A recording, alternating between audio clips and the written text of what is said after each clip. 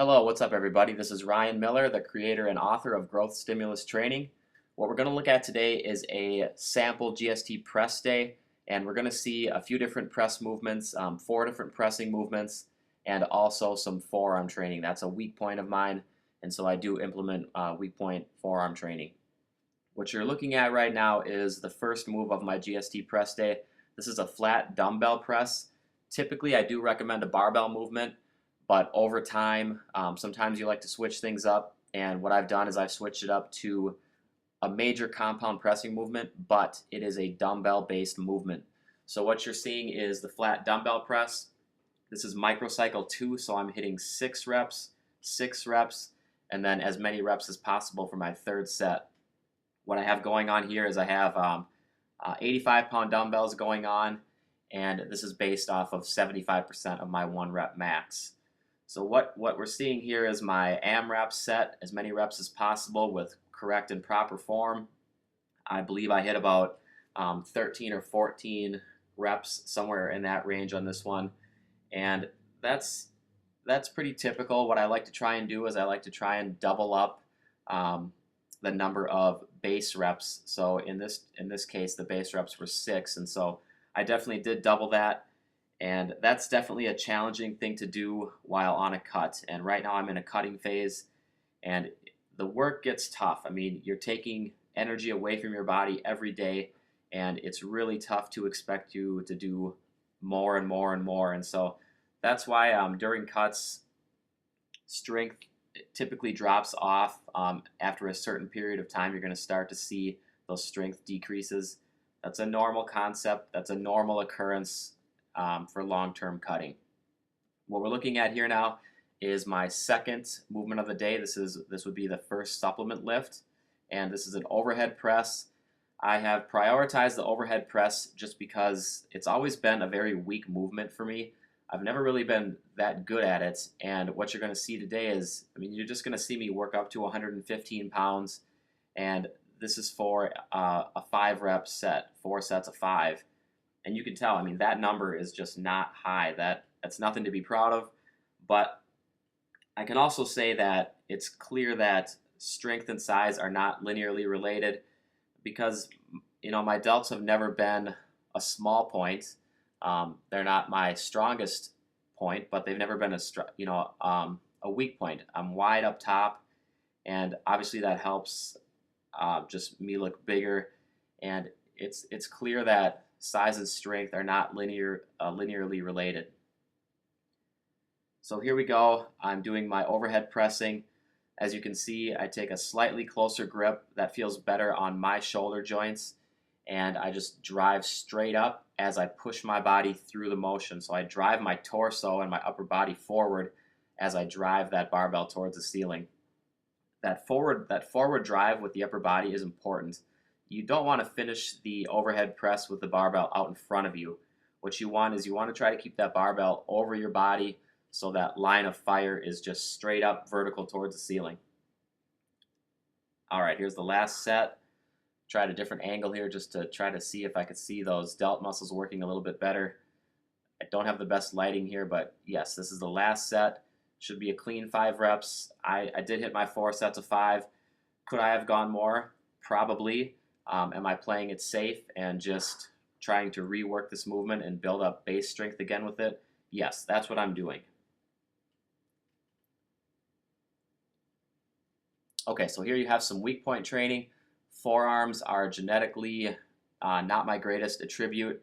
This is due to the fact that I have a very small bone structure. My wrists and ankles are small, and I'm really not made to be a big guy. And so it's tough for me to pack on the size and keep the size on. And certain areas are never going to be outstanding. And those are going to be my extremities, like my forearms and my calves. But I have definitely brought them up over the years. And I've done that by just putting a focus on them and performing movements that really activate those muscle groups. And so here I'm just doing static barbell holds.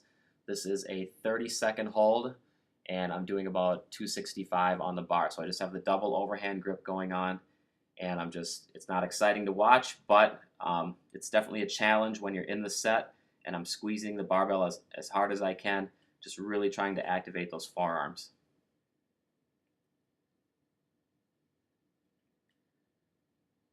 All right, so getting back into another compound press movement. If you don't know, GST is based around compound movements for the motion of the squat, the deadlift, the row, and the press. And so here we have a closer grip. I say closer because it's not extremely close, but it's certainly not the standard bench press wider grip. This is a closer grip incline press.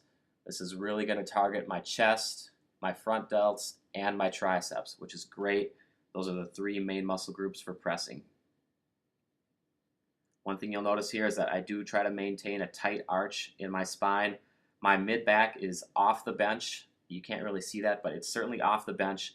So my three basic contact points, or mandatory contact points, I should say, are my shoulder blades, which are pinched together during the entire movement, my butt, which is firmly placed on the bench, and my feet are firmly placed on the floor. So you always want to have those three contact points, 1, 2, 3. Stay stable, and you will perform better reps. Okay, so as I'm going through this, certainly noticing that I have a little shake going on. That's just overall fatigue. This is, after all, my third pressing movement.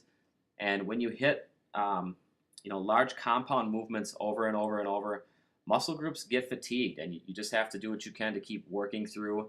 You just have to know that every single compound move that you're doing is effective, and it is really causing growth. You just have to be confident with that. And GST, you just have to have confidence with and go in and just hit it as hard as you can. That's what I'm doing today. That's what I try to do with every single training session.